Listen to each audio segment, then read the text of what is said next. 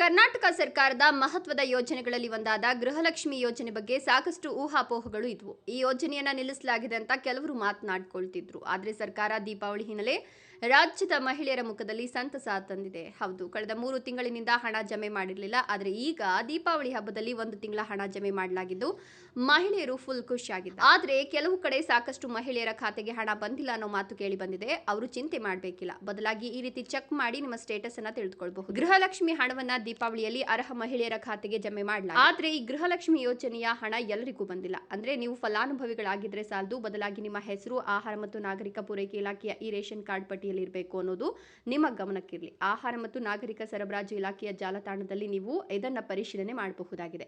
ಇದರಲ್ಲಿ ಯಾವ ಫಲಾನುಭವಿಗಳ ಹೆಸರಿದೆಯೋ ಅವರಿಗೆ ಮಾತ್ರ ಈ ಹಣ ಬರ್ತದೆ.